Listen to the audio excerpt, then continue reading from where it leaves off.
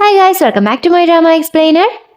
Kidnapper സാവുന് നേരെ gun point ചെയ്യുന്നതും ആരെയോ ഷൂട്ട് ചെയ്യുന്ന സൗണ്ട് കേട്ട് ഹീജു ഞെട്ടിപ്പോകുന്നതും കാണിച്ചുകൊണ്ടായിരുന്നല്ലോ 11ാമത്തെ എപ്പിസോഡ് തീർന്നു പോയേ. ആ സൗണ്ട് പോലീസ് കിഡ്നാപ്പറെ ഷൂട്ട് ചെയ്തതിന്റെ ആയിരുന്നില്ല കേട്ടോ, കിഡ്നാപ്പർ സാവുനെ ഷൂട്ട് ചെയ്തതിന്റെ ആയിരുന്നു. ചിരിച്ചുകൊണ്ടിരിക്കുന്ന കിഡ്നാപ്പറെ പോലീസ് പിടിച്ചു വെക്കുന്നതും അൺകോൺഷ്യസ് ആയി കിടക്കുന്ന സാവുനെ വിളിച്ച് കരയുന്ന ഹീജുവിനെയും കാണിച്ചുകൊണ്ടാണ് ഫൈനൽ എപ്പിസോഡ് തുടങ്ങുന്നത് കേട്ടോ. ഈ നടന്ന കാര്യങ്ങളെല്ലാം ആലോചിച്ചുകൊണ്ട് ഹീജു ഞെട്ടി എഴുന്നേക്കുവാണ്. ആ സമയത്ത് തന്നെ അവൾക്കൊരു കോളും വരുന്നു. ഹ്യോക്ജിനാണ് വിളിക്കുന്നത്. അവൻ പറയുന്ന കാര്യങ്ങൾ കേട്ട് ഞാൻ ഇപ്പൊ തന്നെ അങ്ങോട്ടേക്ക് വരാം എന്ന് പറഞ്ഞ് ഹീജു ഡ്രസ്സ് ചേഞ്ച് ചെയ്യാൻ പോകുന്നതും ഹ്യോക്ജിൻ നീ ഇങ്ങോട്ടേക്ക് വരണ്ട, ഇവിടെ ഒരുപാട് റിപ്പോർട്ടേഴ്സ് ഉണ്ട്, ഇമ്പോർട്ടന്റ് ആയിട്ടുള്ള കാര്യം എന്താന്ന് വെച്ചാൽ അവൻ ഇവിടെ ഇല്ല എന്നുള്ളതാണ് എന്ന് പറയുന്നു. ഇത് കേട്ട് എന്ത് ചെയ്യണമെന്ന് അറിയാതെ നിൽക്കുവാണ് ഹീജു. ഹ്യോക്ജിൻ എന്തിനായിരുന്നു വിളിച്ചതെന്നറിയോ? ഇനി ഗ്രാൻഡ് ഫാദർ അല്ലല്ലോ അല്ലെ, അച്ഛനായ ചെയർമാൻ പെക്കിൽ നിന്നും കിട്ടിയ എല്ലാ അസറ്റും സാവൻ സൊസൈറ്റിക്ക് വേണ്ടി ഡൊണേറ്റ് ചെയ്തിട്ടുണ്ട്. ഈ കാര്യം ഹീജുവിനും അറിയില്ലായിരുന്നു, മറ്റാർക്കും അറിയില്ലായിരുന്നു. ഇതിന്റെ ലീഗൽ പ്രൊസീജിയർ നടക്കുന്ന സമയത്താണ് ഹ്യോക്ജിൻ ഹീജുവിനെ വിളിച്ചത്. അത് മാത്രമല്ല, സ്പോക്സ് പേഴ്സൺ എന്ന പോസ്റ്റിൽ നിന്നും സാവൻ റിസൈൻ ചെയ്തിട്ടുണ്ട്.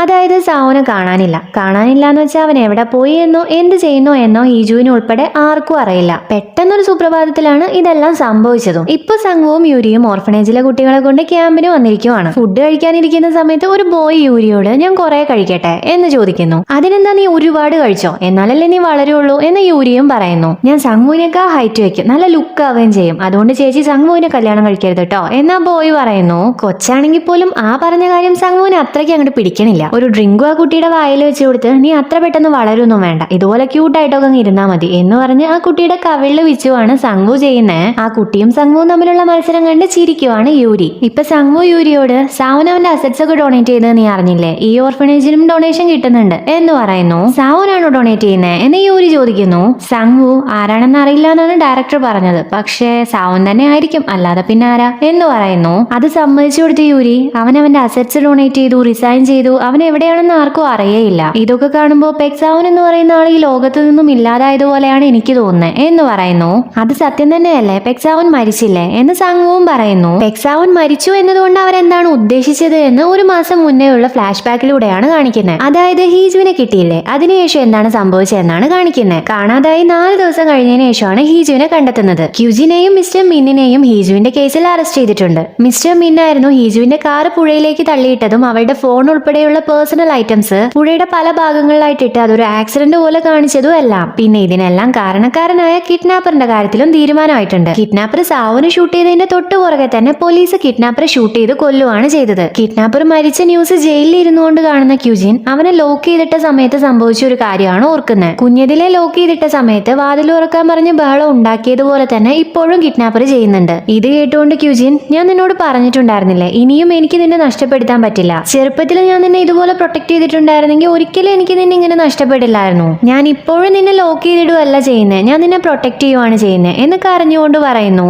ഇത് കേട്ട് കിഡ്നാപ്പറും കരയുന്നു. നിങ്ങൾക്ക് ഓർമ്മയുണ്ടോ അന്ന് ക്യാമറ നോക്കിക്കൊണ്ട് ക്യുജിൻ ഇതേ ഡയലോഗ് പറഞ്ഞത്? അത് നമ്മുടെ സ്പോക്സ് പേഴ്സണോടായിരുന്നില്ല, കിഡ്നാപ്പറിനോടായിരുന്നു കേട്ടോ. എവിടെയെങ്കിലും ഇരുന്ന് ഇവൻ ആ ന്യൂസ് കണ്ടാലോ എന്ന് കരുതിയായിരുന്നു ക്യുജിൻ അന്ന് ക്യാമറ നോക്കിക്കൊണ്ട് അങ്ങനെ പറഞ്ഞത്. താൻ അത്രയും പ്രൊട്ടക്ട് ചെയ്യാൻ ശ്രമിച്ച മകൻ മരിച്ച വിവരം അറിഞ്ഞ് ക്യുജിൻ ഒരുപാട് കരയുന്നു. കിഡ്നാപ്പറുടെ അമ്മയുടെ കാര്യം അങ്ങനെ, അച്ഛനുണ്ടായിരുന്നല്ലോ പെക്കിയോങ്. അന്ന് കിഡ്നാപ്പറുടെ കയ്യിൽ നിന്ന് വെടികൊണ്ട് പെക്കിയോങ് മരിച്ചിട്ടൊന്നും ഉണ്ടായിരുന്നില്ല. രാഷ്ട്രീയമൊക്കെ ഇട്ട് സാധാരണ ജീവിതം നയിക്കാനായിരിക്കും ഇനി പെക്കിയോങ്ങിന് ഇഷ്ടം എന്നൊക്കെ നമുക്ക് തോന്നും. പക്ഷേ അങ്ങനെയല്ല, രാഷ്ട്രീയം വിട്ട് ഒരു കളി അങ്ങേർക്കില്ല. ഫാമിലി ബാക്ക്ഗ്രൗണ്ടിന്റെ ബലത്തിൽ നിൽക്കുന്ന പരിപാടിയൊക്കെ വിട്ട് ഒരു സാധാരണ മനുഷ്യനായി പ്രസിഡന്റ് സ്ഥാനത്തിന് വേണ്ടി മത്സരിക്കുവാണ് ഞാൻ എന്നാണ് പെക്കിയോങ് റിപ്പോർട്ടേഴ്സിനോട് പറയുന്നത്. ഇതൊക്കെയാണ് ഹീജുവിനെ കണ്ടെത്തിയതിനു ശേഷം സംഭവിച്ച കാര്യങ്ങൾ. ഇപ്പൊ ക്രിസ്മസ് ആവാറായിട്ടുണ്ട്. ഹീജു ക്രിസ്മസ് ട്രീ ഡെക്കറേറ്റ് ചെയ്തുകൊണ്ടിരിക്കുവാണ്. ടിവിയിലെ ഇലക്ഷന്റെ റിസൾട്ട് കാണിക്കുന്നുണ്ട്. 3.4% വോട്ട് മാത്രമാണ് പെക്കിയോങ്ങിന് കിട്ടിയിട്ടുള്ളത്. ഫാദർ ഇൻ ലോയെ കൊല്ലുകയും ഡോട്ടർ ഇൻ ലോയെ കൊല്ലാൻ ശ്രമിക്കുകയും ചെയ്ത ക്യുജിന് ജീവപര്യന്തമാണ് കോടതി വിധിക്കുന്നത്. എന്നാൽ വധശിക്ഷയ്ക്ക് വേണ്ടിയിട്ടാണ് ക്യുജിൻ അപ്പീൽ ചെയ്യുന്നത്. സ്വന്തം മകനെ 2 തവണയും പ്രൊട്ടക്ട് ചെയ്യാത്ത ഒരു അമ്മ എന്ന നിലയ്ക്ക് താൻ മരിക്കുന്നത് തന്നെയാണ് നല്ലത് എന്ന തീരുമാനത്തിലാണ് ക്യുജിൻ അതുപോലൊരു ഡിസിഷൻ എടുത്തത്. വിക്ടിമായ ഹീജുവിന് മിസ്റ്റർ മിനിന് പണിഷ്മെന്റ് കൊടുക്കാൻ താല്പര്യം ഇല്ലാത്തതുകൊണ്ട് തന്നെ അദ്ദേഹത്തിന്റെ ശിക്ഷാ കാലാവധി 5 വർഷമായിട്ട് കുറച്ചിട്ടുണ്ട്. ഹീജു അങ്ങനെ പെക് ഫാമിലിയുടെ സ്കാൻഡൽ അവസാനിച്ചു എന്ന് പറഞ്ഞ് ക്രിസ്മസ് ട്രീയിൽ പിൻ ചെയ്ത് വെച്ചിട്ടുള്ള സാവുന്റെയും ഹീജുവിന്റെയും ഫോട്ടോ നോക്കി സാവുനാണെങ്കിൽ എല്ലാം ഉപേക്ഷിച്ച് എങ്ങോട്ടോ പോവുകയും ചെയ്തു എന്ന് പറയുന്നു. അവൾ ഇപ്പൊ ദോജയെ കാണാൻ വേണ്ടി വന്നിരിക്കുവാണ്. ഇപ്പോ എന്നല്ല, ഇടയ്ക്കിടയ്ക്ക് ദോജയെ കാണാൻ വേണ്ടിയിട്ട് അവള് വരാറുണ്ട്. ഞാൻ സ്പോക്സ് പേഴ്സനെ ചതിച്ച ആളാണ്, എന്നിട്ട് നീ എന്തിനാ എന്നെ കാണാൻ വരുന്നത് എന്ന് ദോജയെ ചോദിക്കുന്നു. ഹീജു, നീ ചതിച്ചിട്ടുണ്ട് എന്നവൻ മനസ്സിലാക്കുന്നതിന് മുന്നേ ഏറ്റവും കൂടുതൽ വിളിക്കുകയും സംസാരിക്കുകയും ചെയ്തത് നിന്നോടായിരുന്നു. അവൻ നിന്നോട് സംസാരിച്ചിരുന്ന സമയത്ത് അവൻ പറഞ്ഞ കാര്യങ്ങളിൽ എന്തെങ്കിലുമൊക്കെ നിനക്ക് ഓർമ്മയുണ്ടോ? എവിടെ എവിടെയെങ്കിലും എന്തെങ്കിലുമൊക്കെ അങ്ങനെ എന്തെങ്കിലും ഓർമ്മയുണ്ടെങ്കിൽ എന്നോട് പറയോ എന്ന് ചോദിക്കുന്നു. ഡോജെ ഒന്ന് ആലോചിച്ചുകൊണ്ട് എല്ലാവരോടും പ്രതികാരം ചെയ്തു കഴിഞ്ഞാൽ ഈ ലോകത്ത് നിന്നും ഇല്ലാതാവുന്നായിരുന്നു അവൻ എന്നോട് പറഞ്ഞിട്ടുണ്ടായിരുന്നത്. പക്ഷെ അത് അവന്റെ ആദ്യത്തെ പ്ലാൻ ആയിരുന്നു. പിന്നീട് അവൻ തീരുമാനം മാറ്റിയിട്ടുണ്ടായിരുന്നു. ജീവിതം ആരുടെ കൂടെയാണോ ജീവിക്കാൻ ആഗ്രഹമുള്ളത് അയാളുടെ കൂടെ ജീവിക്കാൻ പോകുവാണ് എന്നാണ് അവൻ എന്നോട് പറഞ്ഞത്. അതുകൊണ്ട് തന്നെ അവന്റെ റിവെഞ്ച് കഴിഞ്ഞതുകൊണ്ട് മാത്രമാണ് അവൻ ഇവിടുന്ന് പോയത് എന്ന് എനിക്ക് തോന്നുന്നില്ല. ഇതിന്റെ പുറകിൽ വേറെ എന്തോ കാരണമുണ്ടെന്ന് എനിക്ക് ഉറപ്പാണ് എന്ന് പറയുന്നു. അതെന്തായിരിക്കും കാരണമെന്ന് ഹീജു ആലോചിക്കുകയും ചെയ്യുന്നു. ഡോജയെ കണ്ടുവരുന്ന വഴി ഹീജു മിസ്റ്റർ കാങ്ങിനെയും കാണുന്നുണ്ട്. മിസ്റ്റർ കാങ്ങും ഡോജയെ കാണാൻ വേണ്ടി വന്നിരിക്കുവാണ്. റിലേഷൻഷിപ്പ് അഡ്വൈസ് ഒക്കെ സാവൻ ചോദിച്ചിട്ടുണ്ടായിരുന്നത് മിസ്റ്റർ കാങ്ങിനോടായിരുന്നല്ലോ. മിസ്റ്റർ കാങ് ആ കാര്യങ്ങൾ ഹീജുവിനോട് പറയുന്നു. ഇതെല്ലാം ഹീജു ഒരുപാട് താല്പര്യത്തോടെ കേട്ടിരിക്കുകയും ചെയ്യുന്നു. നൈറ്റ് ഹീജു അച്ഛനെ റെസ്റ്റോറന്റിലേക്ക് കൊണ്ടുവന്നിരിക്കുവാണ്. വെയിട്രസ് അച്ഛനോട് പരിചയത്തോടെ സംസാരിച്ച് പോകുന്നത് കണ്ട് ഹീജു അച്ഛനോട് ഇതിനു മുന്നേ അച്ഛൻ ഇങ്ങോട്ട് വന്നിട്ടുണ്ടോ എന്ന് ചോദിക്കുന്നു. ഉണ്ടല്ലോ, എന്റെ ബർത്ത്ഡേക്ക് ഇങ്ങോട്ടേക്ക് എന്നെ കൊണ്ടുവരുമെന്നാ ഞാൻ ചോദിച്ചേ എന്ന് അച്ഛൻ പറയുന്നു. ഹീജു കൺഫ്യൂസ്ഡ് ആയി ആരോട് ചോദിച്ചു എന്ന് ചോദിക്കുന്നു. എന്റെ മരുമോനോട് എന്ന് അച്ഛൻ ഉത്തരം കൊടുക്കുന്നു. സാവൻ ഇതിനു മുന്നേ അച്ഛനെ ഇങ്ങോട്ടേക്ക് കൊണ്ടുവന്നിട്ടുണ്ടായിരുന്നു എന്നും ഒരുപാട് കെയർ ചെയ്തിട്ടുണ്ടായിരുന്നു എന്നും ഓർക്കുന്ന ഹീജു വീണ്ടും സാഡ് ആവുന്നു. ഇപ്പൊ ഹീജു വീട്ടിലെത്തിയിട്ടുണ്ട്. കോളിംഗ് ബെല്ലിന്റെ സൗണ്ട് കേട്ട് അവള് പ്രതീക്ഷയോടെ പോയി ഡോറ് തുറക്കുന്നു. സാവനായിരിക്കും എന്നാണ് അവള് കരുതിയത്. എന്നാ അത് ഈനയാണ്. വീട്ടിലേക്ക് കയറിയ പാടെ ഈന, നീ എന്റെ കൂടെ വാ, എന്തിനാ ഈ വീട്ടിൽ ഒറ്റയ്ക്ക് ഇരിക്കുന്നേ? അച്ഛനെയും അമ്മയോ ഒന്നും കാണണ്ട എന്നാണ് നിനക്കെങ്കിൽ നമുക്ക് വല്ല ട്രിപ്പിനും പോവാം. എത്ര കാലം എന്ന് വെച്ചാൽ നീ ഇതുപോലെ ജീവിക്കാൻ പോകുന്നേ? 6 മാസത്തോളമായി. നീ ഇനിയും വെയിറ്റ് ചെയ്യാൻ പോവാണോ എന്ന് ചോദിക്കുന്നു. ഞാൻ ഈ വീട്ടിൽ നിന്ന് പോകുന്ന സമയത്താണ് അവൻ ഇങ്ങോട്ടേക്ക് വരുന്നതെങ്കിലോ? അത് കാരണം ഞങ്ങൾക്ക് രണ്ടുപേർക്കും കാണാൻ പറ്റാതായാലോ? എനിക്കിപ്പോഴും അവൻ പോയത് വിശ്വസിക്കാൻ പറ്റുന്നില്ല.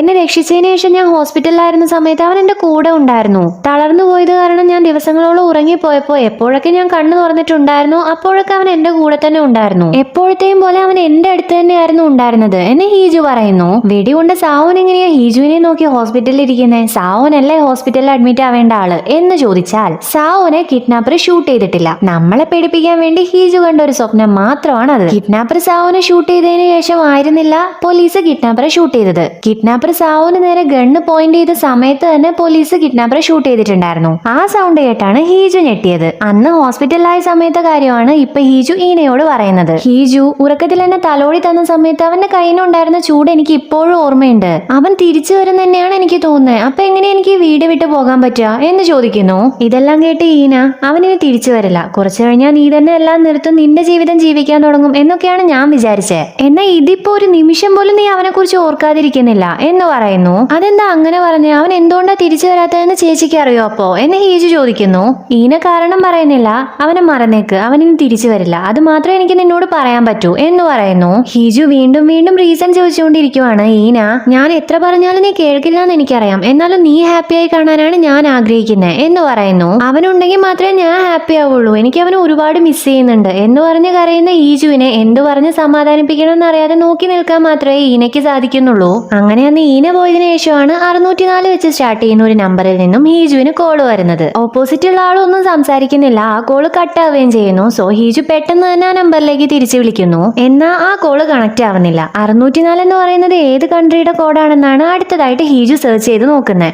ആർഗൺ എന്ന് പറയുന്ന ഒരു രാജ്യത്തിന്റെ കോഡാണതെന്ന് അറിയുന്ന ഹീജു മുന്നേ സംഭവിച്ച ഒരു കാര്യം ഓർക്കുവാണ്. അവൾക്ക് ഇതിന് മുന്നേ ഒരു കൊറിയർ വന്നിട്ടുണ്ടായിരുന്നു കേട്ടോ. ഒരു ഇന്റർനാഷണൽ മെയിലാണ്. ഒരു സൈൻ ലാംഗ്വേജ് സ്കൂളിലേക്ക് ഹീജുവിന്റെ പേരിൽ ഡൊണേഷൻ ചെന്നിട്ടുണ്ടായിരുന്നു. അത് കാരണം ആ സ്കൂളുകാർ ഹീജുവിന് നന്ദി അറിയിച്ചുകൊണ്ട് എഴുതി അയച്ച ഒരു ലെറ്ററും സ്കൂളിന്റെ ബ്രോഷറും ആയിരുന്നു ആ മെയിലിൽ ഉണ്ടായിരുന്നത്. ആ സ്കൂളിൽ ലൊക്കേറ്റ് ചെയ്തിട്ടുണ്ടായിരുന്നതും ആർഗണിലായിരുന്നു. ഈ കാര്യങ്ങളെല്ലാം കേട്ട് ബ്രോഷർ നോക്കിക്കൊണ്ട് ഹ്യുക്ജിൻ എത്ര രൂപയാ ഡൊണേറ്റ് ചെയ്തേ എന്ന് ഹീജുവിനോട് ചോദിക്കുന്നു. 2 ബില്യൺ വോൺ എന്ന് ഹീജു പറയുന്നത് കേട്ട് ദൈവമേ, നിന്റെ കയ്യിൽ ഇത്രയും പൈസ ഒക്കെ ഉണ്ടായിരുന്നോ എന്നാണ് ഹ്യുക്ജിൻ ചോദിക്കുന്നത്. ഹീജു, അത് ഞാനല്ലാന്ന് പറഞ്ഞില്ലേ, എന്റെ കയ്യിൽ എവിടുന്ന് അത്രത്തോളം പണം? ഞാൻ ചോദിക്കാൻ വന്നതെന്നാന്ന് വെച്ചാൽ നീ അവന്റെ കൂടെ ആർഗണിൽ വർക്ക് ചെയ്തിട്ടുണ്ടായിരുന്നില്ലേ വാർ കറസ്പോണ്ടന്റ് ആയിട്ട്? ആർഗണിൽ ഏതൊക്കെ സ്ഥലത്തായിരിക്കും അവൻ ഉണ്ടാവാൻ സാധ്യതയുള്ളത് എന്ന് നിനക്ക് വല്ല ഐഡിയ ഉണ്ടോ എന്ന് ചോദിക്കുന്നു. അവൾ എന്താ ചോദിക്കുന്നതെന്ന് മനസ്സിലാവാതെ അത്രയും നേരം കൺഫ്യൂസ്ഡ് ആയി നിന്ന ഹ്യുക്ജിൻ പെട്ടെന്ന് ബൾബ് എത്തുന്നതും സാവുന്റെ കാര്യമാണോ നീ ചോദിക്കുന്നേ? ഇത് അവനാണ് ഡൊണേറ്റ് ചെയ്തതെന്നാണോ നീ പറയുന്നേ എന്ന് ചോദിക്കുന്നു. ഹീജു, അവനല്ലാതെ പിന്നെ ആര് ചെയ്യാനാ ഇതെല്ലാം? ആർഗണിന്ന് വന്ന കോള്, ഈ 2 ബില്യൺ വോൺ, പിന്നെ ഈ 406 പോലെ തന്നെ സിമിലർ ആയിട്ടുള്ള 604 എന്ന് പറയുന്ന നമ്പർ, ഇതെല്ലാം കോയിൻസിഡൻസ് ആണെന്നാണോ പറയുന്നേ എന്ന് ചോദിക്കുന്നു.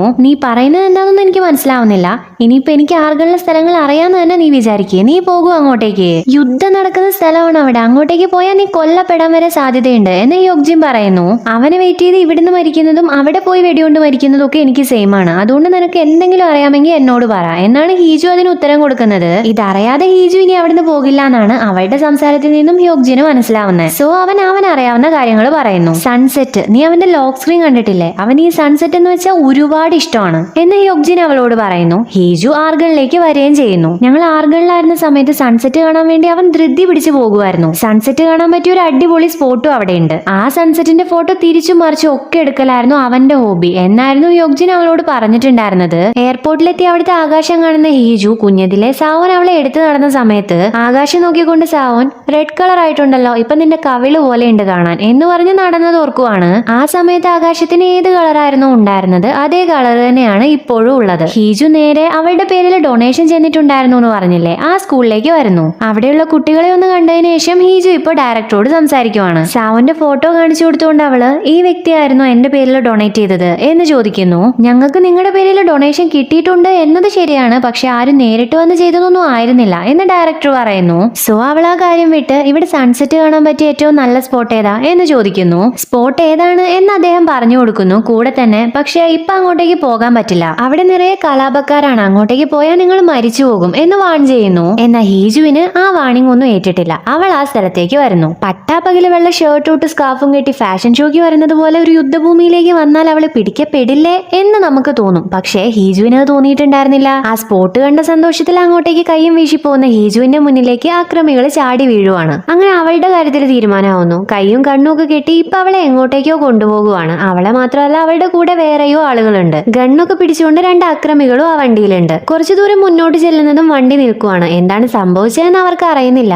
കൂടെ ഉണ്ടായിരുന്ന ആക്രമികൾ എന്തായാലും വണ്ടിയിൽ നിന്നും പുറത്തേക്ക് ഇറങ്ങുന്നുണ്ട്. ഹീജു ഉൾപ്പെടെ എല്ലാവരും പേടിച്ചിരിക്കുവാണ്. അധികം വൈകാതെ അവരുടെ അടുത്തേക്ക്, അതായത് ആ വണ്ടിയിലേക്ക് ആരോ വരുന്നു എന്ന് മാത്രമല്ല എല്ലാവരുടെയും കണ്ണിലെയും കയ്യിലെയും കെട്ടഴിക്കുന്നുണ്ട്. അവരോടെല്ലാം അവിടുന്ന് പോകാനും പറയുന്നുണ്ട്. എല്ലാവരെയും രക്ഷപ്പെടുത്തുന്നു. എന്നാൽ ഹീജുവിനെ കാണുന്നതും അയാൾ സ്റ്റക്ക് ആവുകയാണ്. അവളെ കാറിലേക്ക് ഇരുത്തി സീറ്റ് ബെൽറ്റ് ഇട്ട് അയാൾ ഡ്രൈവ് ചെയ്യുന്നു. എല്ലാവരെയും രക്ഷിച്ചിട്ടുണ്ട് എന്നറിയുന്ന അക്രമികൾ ഷൂട്ട് ചെയ്തുകൊണ്ട് ആ കാറിന്റെ നേരെ പോവുകയും ചെയ്യുന്നു. ഈ സമയത്തെല്ലാം ഹീജുവിന് ഒരു കുഴപ്പവും പറ്റാതിരിക്കാൻ അയാൾ മാക്സിമം ശ്രമിക്കുന്നുണ്ട്. കുറച്ചു സമയത്ത് സാഹസത്തിന് ശേഷം അത്യാവശ്യം സേഫ് ആയിട്ടുള്ള ഒരു സ്ഥലത്ത് ആ കാർ നിർത്തുന്നു. അയാൾ കാറിൽ നിന്നും ഇറങ്ങി ഹീജുവിന്റെ കൈ പിടിക്കുന്നതും അവള് പേടിച്ചു പോകുന്നു. എന്നാൽ അവളെ ഉപദ്രവിക്കാൻ വേണ്ടിയൊന്നും ആയിരുന്നില്ല, അവളുടെ കയ്യിലെ കെട്ടഴിക്കാൻ വേണ്ടിയിട്ടായിരുന്നു അവളുടെ കൈ പിടിച്ചത്. അവളുടെ കണ്ണിലെ കെട്ടും അയാൾ അഴിച്ചു കൊടുക്കുന്നുണ്ട്. നമ്മളൊക്കെ പ്രതീക്ഷ പോലെ തന്നെ അത് സാവോനാണ്. അങ്ങനെ കാണാതെ പോയ സാവോനെ കണ്ടുകിട്ടിയിരിക്കുവാണ്. ഹീജു അവനെ കണ്ടത് വിശ്വസിക്കാനാവാതെ ഇരിക്കുവാണ്. എനിക്ക് എന്തെങ്കിലും സംഭവിച്ചാൽ ഞാൻ തന്നെ നിന്റെ അടുത്തേക്ക് വന്നോളാം, നീ വെയിറ്റ് ചെയ്താൽ മതി എന്നല്ല ഞാൻ നിന്നോട് പറഞ്ഞിട്ടുണ്ടായിരുന്നേ, പിന്നെ നീ എന്തിനാ ഇങ്ങോട്ടേക്ക് വന്നേ എന്നാണ് സാവോൻ ആദ്യമേ ചോദിക്കുന്നത്.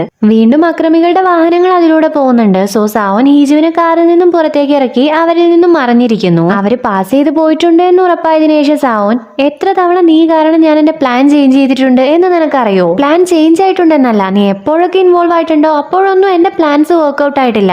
ആദ്യം മുതലേ അങ്ങനെയായിരുന്നു, നീ ഇൻവോൾവ് ആയ പ്ലാൻ എല്ലാം തകർന്നു പോയിട്ടേ ഉള്ളൂ എന്ന് ഇമോഷണലായി അവൻ പറയുന്നു. എല്ലാം തകർന്നു പോട്ടെ, ഞാൻ എല്ലാം നശിപ്പിക്കുകയും ചെയ്യും എന്ന് പറഞ്ഞ് നീ എപ്പോഴും പ്ലാനിനെ കുറിച്ചല്ലേ പറയുന്നേ? നമ്മുടെ റിലേഷൻഷിപ്പിൽ എന്തെങ്കിലും പ്ലാൻ ചെയ്തതുപോലെ നടന്നിട്ടുണ്ടോ? ഞാൻ വിചാരിച്ചത് നടന്നിട്ടില്ല. നിന്നെ ഡിവോഴ്സ് ചെയ്യാനായിരുന്നു ഞാൻ പ്ലാൻ ചെയ്തേ, പക്ഷെ നിനക്ക് തന്നെ അറിയാലോ എന്താ സംഭവിച്ചതെന്ന്. നിന്നെ ഡിവോഴ്സ് ചെയ്യാനും എനിക്ക് പറ്റിയില്ല, ഇപ്പൊ ഒരു ദിവസം പോലും നീ ഇല്ലാതെ ജീവിക്കാനും എനിക്ക് പറ്റുന്നില്ല എന്ന് കണ്ണു നിറഞ്ഞുകൊണ്ട് ഹീജു പറയുന്നു. സാവോൻ, ഞാനില്ലാതെ എന്തുകൊണ്ടാണ് നിനക്ക് ജീവിക്കാൻ പറ്റാത്തെ? എല്ലാം അറിഞ്ഞിട്ടും നിനക്ക് എങ്ങനെയാ ഇങ്ങനെ സംസാരിക്കാൻ കഴിയുന്നേ എന്ന് ചോദിക്കുന്നു. എനിക്ക് ഇപ്പൊ നിന്നോട് പറയാൻ പറ്റുന്ന ഒരേ ഒരു കാര്യം, അവൻ ഇനി തിരിച്ചു വരില്ല എന്നുള്ളത് മാത്രമാണ് എന്ന് ഈന ഹീജുവിനോട് പറഞ്ഞിട്ടുണ്ടായിരുന്നില്ലേ? അതോർത്ത് കൺഫ്യൂസ്ഡ് ആയിക്കൊണ്ട് ഹീജു, എന്റെ ചേച്ചി എന്തെങ്കിലും നിന്നോട് പറഞ്ഞിട്ടുണ്ടായിരുന്നോ എന്ന് ചോദിക്കുന്നു. സാവോനൊന്നും മിണ്ടുന്നില്ല. ഹീജു, അതല്ല, അതിന്റെയും മുന്നേ അന്ന് ആ കിഡ്നാപ്പർ നിന്നോട് എന്തായിരുന്നു പറഞ്ഞിട്ടുണ്ടായിരുന്നേ? അത്ര വിഷമത്തോടെ നീ എന്നെ നോക്കിയത് എന്തറിഞ്ഞപ്പോഴാ എന്ന് ചോദിക്കുന്നു. ചോദിച്ചു എന്ന് പറഞ്ഞാ പോരാ, അവൻ എന്താ നിന്നോട് പറഞ്ഞെന്ന് ചോദിച്ച് ഷൗട്ട് ചെയ്യുവാണ് ഹീജു ചെയ്തത്. ഇനിയാണ് അന്ന് കിഡ്നാപ്പർ എന്തായിരുന്നു സാവോനോട് പറഞ്ഞിട്ടുണ്ടായിരുന്നത് എന്ന് കാണിക്കുന്നത്. കിഡ്നാപ്പർ, നിനക്കൊരു കാര്യം അറിയോ? നിന്റെ അച്ഛനായ ചെയർമാൻ പെക്കാണ് ഹീജുവിന്റെ അനിയനെ കൊന്നത്. ഹീജുവും അവളുടെ അനിയനും ഒക്കെ വന്ന കാറിലേക്ക് ട്രക്ക് ഓടിച്ചു കയറ്റിയത് നിന്റെ അച്ഛൻ അറേഞ്ച് ചെയ്ത ആളാണ്. അയാൾ എന്റെ ഫേസ് ഈ ലോകത്ത് ആരും കാണാതിരിക്കാൻ വേണ്ടി ഒരുപാട് ശ്രമിച്ചിട്ടുണ്ടായിരുന്നു. എന്നാ ഹീജുവിന്റെ അനിയൻ എന്റെ മുഖം കണ്ടു, അതുകൊണ്ടാണ് നിന്റെ അച്ഛൻ അതുപോലൊരു ആക്സിഡന്റിലൂടെ ഹീജുവിന്റെ അനിയനെ കൊന്നത് എന്ന് പറയുന്നു. ഈ കാര്യം കേട്ടുകൊണ്ടായിരുന്നു സാവോൻ ഹീജുവിനെ ഒരുപാട് വിഷമത്തോടെ നോക്കിയിട്ടുണ്ടായിരുന്നത് കേട്ടോ. ഇത്രയും കാലം ഞാൻ ഹീജുവിനെ പ്രൊട്ടക്ട് ചെയ്യുമായിരുന്നു എന്നാണ് ഞാൻ വിചാരിച്ചത്. എന്നാൽ സത്യത്തിൽ അത് അങ്ങനെ ആയിരുന്നില്ല. അവളെ പ്രൊട്ടക്ട് ചെയ്യുന്നതിന് പകരം പകരം അവളിൽ നിന്നും ഒരുപാട് കാര്യങ്ങൾ ഞാൻ പറിച്ചു മാറ്റുവാണ് ചെയ്തത്. അവളുടെ അനിയനെയും ചെറുപ്പകാലവും അവളുടെ സ്വപ്നങ്ങളും എല്ലാം നശിപ്പിച്ചത് എന്റെ അച്ഛനായിരുന്നു. അവളുടെ ലൈഫ് ഇത്രയും വിഷമത്തിലാവാൻ കാരണം എന്റെ അച്ഛനാണ് എന്നൊക്കെയാണ് കിഡ്നാപ്പർ ആ കാര്യം പറഞ്ഞതിന് ശേഷം സാവോൻ ചിന്തിക്കുന്നത്. ഈ ഒരു കുറ്റബോധത്തോടെ മെമ്മോറിയൽ ഹോമിലെ ഹീജുവിന്റെ അനിയന്റെ ഫോട്ടോയ്ക്ക് മുന്നിൽ നിൽക്കുന്ന സാവോന്റെ അടുത്തേക്ക് ഈന വരുവാണ്. ആക്ച്വലി ഈന വരുന്നതല്ല, ഇവിടെ വെച്ച് മീറ്റ് ചെയ്യാൻ പറഞ്ഞുകൊണ്ട് സാവോൻ ഈനയെ കോണ്ടാക്ട് ചെയ്തതായിരുന്നു. അവള് വരുന്നതും സാവോനോട് നിനക്ക് അവസാനം എല്ലാ കാര്യങ്ങളും മനസ്സിലായല്ലേ എന്ന് ചോദിക്കുന്നു. എന്റെ അച്ഛനായിരുന്നു ഈ ആക്സിഡന്റിന്റെ പുറകിലെന്ന് ഹീജുവിന് അറിയോ എന്നാണ് സാവോൻ തിരിച്ചു ചോദിക്കുന്നത്. ഈന അവൾക്ക് എല്ലാ കാര്യവും അറിയായിരുന്നു. അത് അറിഞ്ഞതിന് ശേഷം തന്നെയാണ് നിന്റെ ജീവൻ രക്ഷിക്കാൻ വേണ്ടിയിട്ട് അവൾ അവളുടെ ജീവൻ സാക്രിഫൈസ് ചെയ്യാൻ ശ്രമിച്ചത് എന്ന് പറയുന്നു. സാവോൻ ഇത് കേട്ട് ഒരുപാട് കരയുന്നു. ഈ ഒരു അവസ്ഥയിൽ സാവോനെ കണ്ടതുകൊണ്ടായിരുന്നു അവൻ ഇനി ഒരിക്കലും തിരിച്ചു വരില്ല എന്ന് ഈന ഹീജുവിനോട് പറഞ്ഞിട്ടുണ്ടായിരുന്നത്. ഈ ഫ്ലാഷ് ബാക്കിനെ കുറിച്ച് കേൾക്കുന്ന ഹീജു അപ്പൊ അതുകൊണ്ടായിരുന്നു നീ എന്നെ വിട്ടു പോയത്, നിനക്ക് കുറ്റബോധം തോന്നിയതുകൊണ്ട് എന്ന് ചോദിക്കുന്നു. സാവോൻ ഞാൻ നിന്നെ വിട്ടു പോയതൊന്നുമല്ല, ഒരു സെൽഫ് പണിഷ്മെന്റ് എന്ന രീതിയിലാണ് ഞാൻ നിന്റെ അടുത്തുനിന്ന് മാറി നിന്നെ. നിനക്ക് എല്ലാ കാര്യങ്ങളും അറിയാം, എന്നിട്ടും അത് നിനക്കൊരു പ്രശ്നമല്ല. അതുകൊണ്ട് തന്നെ എനിക്കും ഈ കാര്യങ്ങളൊന്നും അറിയാത്ത രീതിയിൽ നിന്റെ കൂടെ ഹാപ്പിയായി ജീവിക്കാം എന്നൊക്കെ തന്നെയായിരുന്നു ഞാൻ വിചാരിച്ചിട്ടുണ്ടായിരുന്നത്. അതുപോലെ ഒരു എക്സ്ക്യൂസ് ആയിരുന്നു ഞാൻ തിരഞ്ഞു നടന്നിട്ടുണ്ടായിരുന്നതും. നിന്നെ ഇനി മുതൽ ഹാപ്പി ആകാമെന്നായിരുന്നു ഞാൻ കരുതിയത്. എപ്പോ മുതലാ നീ ഇല്ലാതെ ജീവിക്കാൻ പറ്റാത്ത അവസ്ഥ എനിക്ക് വന്നത് എന്ന് എനിക്കറിയില്ല. നിന്നോട് ഞാൻ മുന്നേ പറഞ്ഞതുപോലെ തന്നെ നിന്റെ ഇഷ്ടത്തിന് ഫ്രീ ആക്കി വിടുക എന്നതായിരുന്നു എന്റെ ലക്ഷ്യം. എന്നാൽ നിന്നെ വിട്ട് പോകാൻ എനിക്ക് പറ്റില്ല എന്ന് മനസ്സിലായപ്പോ എനിക്ക് എന്നോട് തന്നെ വെറുപ്പ് തോന്നി. അതുകൊണ്ട് എനിക്ക് എന്നോട് തന്നെ ക്ഷമിക്കാൻ പറ്റണമെങ്കിൽ ഞാൻ തന്നെ എന്നെ പണിഷ് ചെയ്യണമെന്ന് എനിക്ക് തോന്നി എന്ന് പറയുന്നു. ഹീജു നമുക്കിടയിൽ സ്നേഹത്തെക്കാൾ കൂടുതൽ തെറ്റിദ്ധാരണകളും പ്രശ്നങ്ങളും മാത്രമേ ഉണ്ടായിരുന്നുള്ളൂ. ഈ അടുത്താണ് ഇതെല്ലാം ശരിയായി വരാൻ തുടങ്ങിയത്. ഇനിയും ഞാൻ വെയിറ്റ് ചെയ്യണമെന്നാണെങ്കിൽ എത്ര കാലം വെയിറ്റ് ചെയ്യേണ്ടി വരും എന്ന് ചോദിച്ച് നിനക്ക് പണിഷ്മെന്റ് കിട്ടിയേ തീരൂ എന്നാണെങ്കിൽ ഞാനാണ് നിന്നെ പണിഷ് ചെയ്യേണ്ടത് എന്നൊക്കെ അറിഞ്ഞുകൊണ്ട് പറയുന്നു. നീ എന്നെ പണിഷ് ചെയ്തുകൊണ്ടിരിക്കുവാണ്, നീ എന്റെ തൊട്ടു മുന്നിലുണ്ട്, എനിക്ക് നിന്നെ ഹഗ് ചെയ്യണമെന്നുണ്ട്, എന്നിട്ടും എനിക്കതിന് പറ്റുന്നില്ല. ഞാൻ എന്നെ തന്നെ പിടിച്ചു വെച്ചുകൊണ്ടിരിക്കുവാണ്, നിനക്കത് കാണാൻ പറ്റുന്നില്ലേ എന്ന് സാവോൻ ഇമോഷണൽ ആയിക്കൊണ്ട് ഹീജുവിനോട് ചോദിക്കുന്നു. നീ എന്താന്ന് വെച്ചാ ചെയ്തോ, ഞാൻ എന്തായാലും എന്നെ പിടിച്ചു വെക്കാൻ ഉദ്ദേശിച്ചിട്ടില്ല എന്ന് പറഞ്ഞ് ഹീജു സാവോനെ കിസ് ചെയ്യുന്നു. സാവോനും അവന്റെ സെൽഫ് പണിഷ്മെന്റ് ഒക്കെ നിർത്തി അത് ആക്സെപ്റ്റ് ചെയ്യുന്നു. നിങ്ങൾ ശ്രദ്ധിച്ചോന്നറിയില്ല, പക്ഷെ സാവോന് ഏറ്റവും ഫൈൻ ആയിട്ട് തോന്നിയത് ഈ ഒരു കോസ്റ്റ്യൂമിലായിരുന്നു കേട്ടോ. സ്യൂട്ട് ഇട്ടിട്ട് ഇവൻ അടിപൊളിയായിരുന്നു, പക്ഷെ ഈ ഒരു കോസ്റ്റ്യൂമില് വാവ് വേറെ ലെവലായിരുന്നു. ഈ കോസ്റ്റ്യൂമിൽ ഇവനെ കാണാൻ നല്ല രസം ഉണ്ടല്ലോ എന്നൊക്കെ ഞാൻ ചിന്തിച്ച അടുത്ത സെക്കൻഡിൽ തന്നെ അവൻ ഈ കോസ്റ്റ്യൂം അഴിച്ചു കളഞ്ഞു. ആ ഒരു കോസ്റ്റ്യൂമിൽ ഇനി അവനെ കാണാൻ പറ്റില്ലല്ലോ എന്ന കാര്യത്തിൽ സങ്കടമൊക്കെ ഉണ്ടെങ്കിലും 3 വർഷത്തിന് ശേഷം അവരുടെ ഫസ്റ്റ് നൈറ്റ് കഴിഞ്ഞല്ലോ എന്നാലോചിക്കുമ്പോ സന്തോഷമുണ്ട്. ഫസ്റ്റ് നൈറ്റ് എന്ന് പറയാൻ പറ്റുമോ, ഒരുപാട് നൈറ്റ് കഴിഞ്ഞല്ലോ അല്ലെ, അതിനെന്താ പറയാന്നറിയില്ല, പക്ഷെ ഞാൻ ഉദ്ദേശിച്ചത് എന്താ നിങ്ങൾക്ക് മനസ്സിലായല്ലോ അല്ലെ. അത് തന്നെ. ഇപ്പൊ ഹീജു സാവോന്റെ ഗാലറി നോക്കുവാണ്, അതില് ഫുള്ള് സൺസെറ്റിന്റെ ഫോട്ടോസ് ആണ്. ഹീജു നമ്മൾ ഒരുമിച്ച് ജീവിക്കാൻ തുടങ്ങിയിട്ട് 3 വർഷമായി എന്നുള്ളത് ശരിയാണ്, പക്ഷെ നിന്റെ ഫോൺ നോക്കാത്തത് കാരണം ഈ കാര്യം എനിക്ക് അറിയില്ലായിരുന്നു. ഇതിൽ മുഴുവൻ സൺസെറ്റിന്റെ ഫോട്ടോസ് ആണല്ലോ എന്ന് പറയുന്നു. സൺസെറ്റ് കാണുന്ന സമയത്ത് സാവോന് ഹീജുവിനെയാണ് ഓർമ്മ വരുന്നത്. അതുകൊണ്ടാണ് അവന്റെ ഗാലറിയിൽ ഫുള്ള് സൺസെറ്റിന്റെ ഫോട്ടോസ് ഉള്ളത്. അതായത് ഹീജുവിന്റെ ഫോട്ടോസ് ആണ് അവന്റെ ഗാലറി മുഴുവൻ എന്ന് പറയാം. ആർഗണിൽ ഇത്ര നന്നായിട്ട് സൺസെറ്റ് കാണാനും പറ്റും. സോ ഹീജു ഇത് കാരണമാണോ നീ ആർഗണിലേക്ക് വന്നേ എന്ന് ചോദിക്കുന്നു.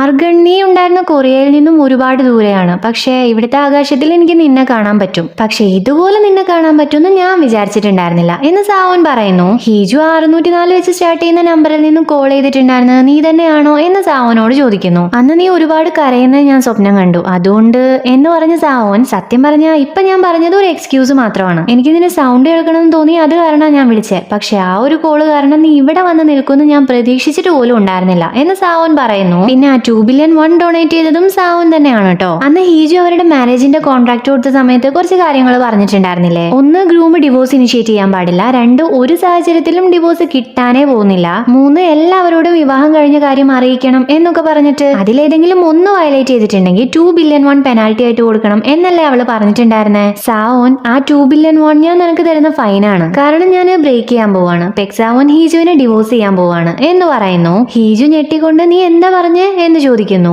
എന്നിട്ട് പെക്സാവോൻ അല്ലാത്ത ഞാൻ നിന്നെ വിവാഹം കഴിക്കാൻ പോവാണ് എന്ന് സാവോൻ പറയുമ്പോഴാണ് അവൻ എന്തായിരുന്നു ഉദ്ദേശിച്ചത് എന്ന് ഹീജുവിന് മനസ്സിലാവുന്നത്. ഇത് പറഞ്ഞ് വീണ്ടും സാവോൻ അവളെ കിസ് ചെയ്യുവാണ്. എന്തായാലും അവര് വെക്കേഷൻ സ്പെൻഡ് ചെയ്യാൻ കണ്ടുപിടിച്ച സ്ഥലം അടിപൊളിയായിട്ടുണ്ട് കേട്ടോ, നല്ല ഭംഗിയുണ്ട് കാണാനായിട്ട്. ബൈ ദി വേ ഇപ്പൊ ഹീജുവിന്റെയും സാവോന്റെയും കല്യാണം രണ്ടാമതും കഴിഞ്ഞിട്ടുണ്ട്. അവരെ കൺഗ്രാചുലേറ്റ് ചെയ്യാൻ വേണ്ടിയിട്ടാണ് ഇപ്പൊ ഇവരെല്ലാവരും വന്നിരിക്കുന്നത്. മിസ്റ്റർ കാങ് ആണെങ്കിൽ സ്പോക്സ് പേഴ്സൺ ഒരുപാട് കാലത്തിന് ശേഷം മീറ്റ് ചെയ്യാൻ പോകുന്ന ഒരു എക്സൈറ്റ്മെന്റിലും പേടിയിലും ഒക്കെയാണ്. സംഗുവിനോട് നീ ഇങ്ങോട്ടേക്ക് വന്ന് നിൽക്ക്, ഞാൻ നിന്റെ സ്ഥലത്തേക്ക് വന്ന് നിൽക്കാം എന്നൊക്കെ പറഞ്ഞ് സ്ഥലം മാറാനും നോക്കുന്നുണ്ട്. ഇത് പ്രസിഡൻഷ്യൽ ഓഫീസ് അല്ലല്ലോ, അവനിപ്പോ സ്പോക്സ് പേഴ്സണും അല്ല, അതുകൊണ്ട് ഇത്ര പേടിക്കേണ്ട കാര്യമൊന്നുമില്ല എന്ന് പറഞ്ഞ് യോഗ്ജിൻ മിസ്റ്റർ കാങ്ങിന് കോൺഫിഡൻസ് കൊടുക്കുന്നുണ്ട്. ആ ഒരു കോൺഫിഡൻസിൽ നിൽക്കുന്ന സമയത്ത് സാവൻ ഡോർ തുറക്കുന്നു. അവരെല്ലാവരും അകത്തേക്ക് കയറുന്നു. ഇപ്പൊ അവരെല്ലാവരും ഫുഡ് കഴിച്ചുകൊണ്ടിരിക്കുവാണ്. കഴിക്കുന്ന സമയത്ത് ഈ ഫുഡെല്ലാം നീയാണോ ഉണ്ടാക്കിയത്, അടിപൊളിയായിട്ടുണ്ട് എന്ന് ഹീജുവിനോട് അവർ പറയുന്നു. സാവോൻ ഒരിക്കലും അല്ല, ഇത് ഞാനും ഉണ്ടാക്കിയതാ എന്ന് പറയുന്നു. അപ്പൊ ഭാര്യയെ കൊണ്ട് കൊണ്ട് ഒരു വിരല് പോലും ലിഫ്റ്റ് ചെയ്യിപ്പിക്കില്ല എന്നാണോ ഇപ്പൊ പറഞ്ഞു വരുന്നേ എന്ന് മിസ്റ്റർ കാങ് ചോദിക്കുന്നു. എല്ലാവരും ചിരിക്കുന്ന സമയത്ത് സാവോൻ അതുകൊണ്ടൊന്നുമല്ല, ഇവളുണ്ടാക്കിയ ഫുഡ് ഇത്ര നന്നാവൊന്നുമില്ല, ഇവൾ അത്ര നല്ല കുക്കൊന്നുമല്ല എന്നുള്ള സത്യങ്ങൾ തുപ്പുന്നത് കണ്ട് ഹീജു അവന്റെ വാ പൊത്തിപ്പിടിക്കുന്നു. ഈ സമയത്ത് ഹീജുവിന്റെ കയ്യിലെ വെഡിങ് റിംഗ് കാണുന്നതും കുക്കിങ്ങിന്റെ ടോപ്പിക് വിട്ട് അവരെല്ലാവരും സാവോനും ഹീജുവും രണ്ടാമതും വിവാഹം കഴിച്ചതിനെ കുറിച്ച് ചർച്ച ചെയ്തുകൊണ്ടിരിക്കുവാണ്. പിന്നെ വേറൊരു ന്യൂസ് എന്താന്ന് വെച്ചാൽ സാവോന്റെ പേര് മാറ്റിയിട്ടുണ്ട്. പെക് സാവോൻ എന്ന പേര് മാറ്റി പെക് യൂയോൻ എന്നാക്കിയിട്ടുണ്ട്. ഇത്രയും കാലം സാവോൻ എന്ന് പറഞ്ഞിട്ട് ഇനി അങ്ങോട്ട് യൂയോൻ എന്ന് പറയാൻ ഒരു ചെറിയ ബുദ്ധിമുട്ട്. സോ ഞാൻ സാവോൻ എന്ന് തന്നെയായിരിക്കും പറയാ. നിങ്ങൾ യൂയോൻ എന്ന് പറഞ്ഞു, നോ പ്രോബ്ലം. ഇനി പ്രസിഡൻഷ്യൽ ഓഫീസിലേക്ക് തിരിച്ചു വരില്ല എന്നും സാവോൻ പറയുന്നുണ്ട്. എന്തായാലും ഇത്രയും ന്യൂസിനെല്ലാം കൂടെ ചേർത്ത് അവരെല്ലാവരും സാവോനെയും ഹീജുവിനെയും കൺഗ്രാറ്റുലേറ്റ് ചെയ്യുന്നു. ഇത് കണ്ട് സംഗുവും ഞങ്ങളുടെയും കൂടെ കൺഗ്രാറ്റുലേറ്റ് ചെയ്യോ എന്ന് ചോദിക്കുന്നു. എന്തിനു വേണ്ടിയാന്ന് മനസ്സിലായോ? യൂരിയും സംഗുവും കല്യാണം കഴിക്കാൻ പോവാണ്. അത് വല്ലാത്തൊരു സർപ്രൈസ് ആയിരുന്നു ബാക്കിയുള്ളവർക്കെല്ലാം. അവര് ഷോക്കായി പോകുന്നു. സംഗുവിനെയും യൂരിയെയും കൺഗ്രാറ്റുലേറ്റ് ചെയ്യുകയും ചെയ്യുന്നു. അങ്ങനെ അവരെല്ലാവരും ഒരുപാട് ഹാപ്പിയായി ആ ടൈം സ്പെൻഡ് ചെയ്യുവാണ്. ഇപ്പൊ സാവോൻ അവന്റെ വളർത്തച്ഛനെ കാണാൻ വേണ്ടി വന്നിരിക്കുവാണ് കേട്ടോ. അദ്ദേഹം ഒരു ഫിഷ് ഷോപ്പ് നടത്തുവാണ്. സാവോന്റെ ഫേവറേറ്റ് ആയിരുന്നത് കൊണ്ട് തന്നെ നല്ല ചൂടുള്ള മീൻകറിയാണ് സാവോന് ഫുഡിന്റെ കൂടെ അദ്ദേഹം കൊടുക്കുന്നത്. അവൻ ഫിഷ് കഴിക്കാറില്ലല്ലോ.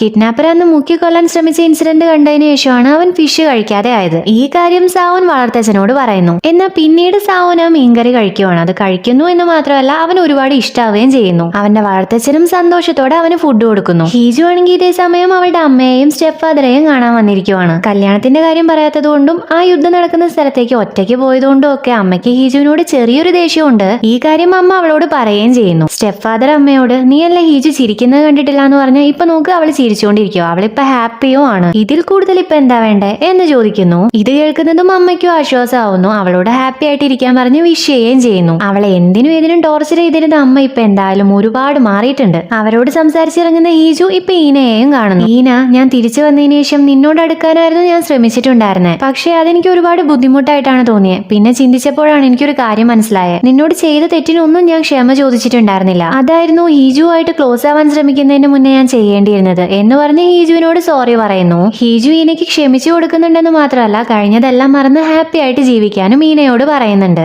അങ്ങനെ അവര് തമ്മിലുണ്ടായിരുന്ന എല്ലാ പ്രശ്നവും തീരുവാണ്. ഹീജു ഇപ്പൊ പ്രസിഡൻഷ്യൽ ഓഫീസിലല്ല കേട്ടോ വർക്ക് ചെയ്യുന്നത്. പണ്ടത്തെ പോലെ യൂരി വർക്ക് ചെയ്യുന്ന ന്യൂസ് സ്റ്റേഷനിൽ തന്നെയാണ്. ഈ സമയത്താണ് കൊറിയൻസിനെ കിഡ്നാപ്പ് ചെയ്തിട്ടുണ്ടെന്നും അവരെ തിരിച്ച് കൊറിയയിലേക്ക് എത്തിക്കാനായിട്ട് മറ്റൊരു രാജ്യത്തേക്ക് സാവോൻ നെഗോഷിയേറ്റർ ആയിട്ട് പോയിട്ടുണ്ട് എന്നുള്ള കാര്യം യൂരി ബ്രേക്കിംഗ് ന്യൂസ് ആയിട്ട് പറയുന്നത്. ഇത് കേൾക്കുന്നതും ഹീജു ടെൻഷൻ ആവുന്നു. ബ്രേക്ക് ആവുന്നതും അവള് സാവോന് കോൾ ചെയ്ത് നോക്കുന്നുണ്ട്. എന്നാൽ അവൻ കോൾ എടുക്കുന്നില്ല. ഹീജു തിരിച്ച് വീട്ടിലേക്ക് എത്തുമ്പോഴാണ് സാവോൻ അവളെ തിരിച്ചു വിളിക്കുന്നത്. അവന്റെ ജോലി കഴിഞ്ഞിട്ടുണ്ട്, വീട്ടിലേക്ക് വരാൻ നിൽക്കുവാണെന്ന് സാവോൻ ഹീജുവിനോട് പറയുന്നു. ഈ സമയത്ത് ദോജെ സാവോന്റെ അടുത്തേക്ക് വരുന്നു. നമ്മൾ തിരിച്ചു പോകാൻ റെഡി ആയിട്ടുണ്ട് എന്ന് പറയുന്നു. അങ്ങനെ ദോജെ സാവോന്റെ കൂടെ വീണ്ടും വർക്ക് ചെയ്യാൻ തുടങ്ങിയിരിക്കുവാണ്. ഇവിടെ ഹീജു, ഞാൻ എത്ര നേരം വെയിറ്റ് ചെയ്തു, നിന്നെ എന്താ കോൾ ചെയ്തിട്ട് കിട്ടാതിരുന്നേ എന്ന് ചോദിക്കുന്നു. അവള് ചോദിക്കുന്ന ചോദ്യങ്ങൾക്കെല്ലാം തന്നെ ഫോമൽ ആയിട്ട് ഉത്തരം കൊടുക്കുന്നത് കേട്ട് ഹീജു, നിന്റെ സംസാരത്തിന് ഇപ്പൊ എന്താ പറ്റിയ, ഇതെന്താ ഇങ്ങനെയൊക്കെ സംസാരിക്കുന്നേ എന്ന് ചോദിക്കുന്നു. എന്റെ ടോണിന് എന്ത് പ്രശ്നമുള്ളതായിട്ട് 406 തോന്നുന്നേ എന്നാണ് സാവോൻ ഹീജുവിനോട് ചോദിക്കുന്നത്. ഹീജു, ഓ അത് ശരി, നീ നിന്നെ 406 മിസ് ചെയ്യുന്നുണ്ടോ എന്ന് ചോദിക്കുന്നു. സാവോൻ, അതെ ഞാൻ അവളെ മിസ് ചെയ്യുന്നുണ്ട്. എന്നെ ഭീഷണിപ്പെടുത്തിയ സമയത്തുണ്ടായിരുന്ന അവളുടെ ടോണ് ഞാൻ മിസ് ചെയ്യുന്നുണ്ട്. അവൾ ഒരു കാര്യവും മറച്ചു വെക്കാറില്ല. എന്താണോ പറയാനുള്ളത് അത് പറയുമായിരുന്നു. ഞാനിപ്പോ ഇതെന്തിനാ പറഞ്ഞേന്നറിയോ, നീ ഒന്നും മിണ്ടാതിരുന്നത് ഞാൻ വിചാരിക്കും ഞാൻ ചെയ്യുന്നതെല്ലാം ശരിയാണെന്ന്. സോ നിനക്ക് പറയാനും ചെയ്യാനും ഒക്കെ ഉള്ളത് എന്നോട് പറയണം. നിനക്ക് എന്നെ ചീത്ത പറയണമെങ്കിൽ ചീത്ത പറയണം, വാശി പിടിക്കണമെങ്കിൽ വാശി പിടിക്കണം. എന്റെ വൈഫ് അതുപോലെ ചെയ്യുന്നതാണ് എനിക്കിഷ്ടം. ആ കാര്യം നീ എനിക്ക് പ്രോമിസ് ചെയ്യോ എന്നവൻ ചോദിക്കുന്നു. ഹീജു, അതൊക്കെ ഞാൻ ചെയ്യാം, പക്ഷേ ഞാൻ വിളിച്ചാൽ നീ എന്താ എനിക്ക് വേണ്ടി ചെയ്തു തരാ എന്ന് ചോദിക്കുന്നു. 406 നീ ചോദിക്കുന്ന എന്തും ഞാൻ നിനക്ക് ചെയ്തു തരും. അതുകൊണ്ട് നീ നിന്റെ ജീവിതകാലം മുഴുവൻ എന്നെ കോൾ ചെയ്തേക്ക്. ആ കോൾ എല്ലാം ഞാൻ അറ്റൻഡ് ചെയ്യുകയും ചെയ്യാം എന്നാണ് സാവോൻ ഹീജുവിന് പ്രോമിസ് ചെയ്യുന്നത്. ഇത് കേട്ട് ഹീജുവും ഹാപ്പി ആവുന്നു. നെക്സ്റ്റ് സീനില് ഹീജുവും സാവോനും നടന്നു വരുന്നതാണ് കാണിക്കുന്നത്. ഇവിടെ ഇപ്പൊ ഒരു കപ്പിളുണ്ട്. പരസ്പരം സംസാരിക്കാൻ കഴിയാതെ ജീവിച്ച രണ്ടുപേര്. അവരവരുടെ ശരിക്കുള്ള ഫീലിംഗ്സ് തുറന്നു കാണിച്ചിട്ടുണ്ടായിരുന്നെങ്കിൽ അവരുടെ ജീവിതത്തിൽ മാറ്റം വരുമായിരുന്നോ? ഇനിയൊരു എഫേർട്ട് എടുത്തിട്ടുണ്ടെങ്കിൽ സാധാരണ കപ്പിൾസിനെ പോലെ അവർക്ക് ജീവിക്കാൻ പറ്റുമായിരിക്കുമോ എന്നെല്ലാം സാവോനും ഹീജുവും പറയുന്നു. ഇത് ഏത് ഡയലോഗാണെന്ന് മനസ്സിലായോ? അന്ന് ഹീജുവിനെ ഇന്റർവ്യൂ ചെയ്ത സമയത്ത് സാവോൻ ഒരു സ്ക്രിപ്റ്റ് വായിച്ചിട്ടുണ്ടായിരുന്നില്ലേ, അതിലെ വരികളാണ് ഇപ്പൊ അവര് പറഞ്ഞത്. ഇതേ വരികൾ തന്നെ ഇപ്പോ ഇവിടെ ഒരു കപ്പിളുണ്ട്. അവരുടെ ഫീലിംഗ്സ് അവർ പരസ്പരം മറച്ചു വെക്കുന്നില്ല. ഇനി അങ്ങോട്ടുള്ള ജീവിതം ഹാപ്പി ആക്കാനായിട്ട് അവർ രണ്ടുപേരും എഫേർട്ട് എടുക്കും എന്നും പ്രോമിസ് ചെയ്തിട്ടുണ്ട്. എന്ന രീതിയിൽ മാറ്റി പറയുന്നു. അവര് രണ്ടുപേരും ഒരു അടിപൊളി ഫോറസ്റ്റിലൂടെ ഹാപ്പി ആയിട്ട് ചിരിച്ചു കളിച്ച് നടന്നു വരുന്നു. ഓക്കെ, അപ്പൊ ഇതോടുകൂടെ സാവുന്റെയും ഹീജുവിന്റെയും സ്റ്റോറി ഇവിടെ അവസാനിക്കുവാണ് കേട്ടോ. വീഡിയോസ് അപ്ലോഡ് ചെയ്യാൻ ഇത്രയും ലേറ്റ് ആയിട്ടും എന്നെ തെറി പറയാതെ ഇതിരുന്ന് കണ്ട നിങ്ങൾക്ക് എല്ലാവർക്കും ഒരുപാട് നന്ദിയുണ്ട്. അടുത്തത് ഏത് സീരീസ് എക്സ്പ്ലെയിൻ ചെയ്യുന്നു ഞാൻ നല്ല ഡൗട്ടിലാണ്. സോ നിങ്ങൾക്ക് എന്തെങ്കിലും റെക്കമെൻഡേഷൻ ഉണ്ടെങ്കിൽ അതൊന്ന് കമന്റ് ചെയ്തേക്ക് കേട്ടോ. അപ്പൊ ശരി, എന്നാ വീഡിയോ ഇഷ്ടപ്പെട്ടിട്ടുണ്ടെങ്കിൽ ലൈക്ക് ചെയ്യുക, കമന്റ് ചെയ്യുക, സബ്സ്ക്രൈബ് ചെയ്യുക.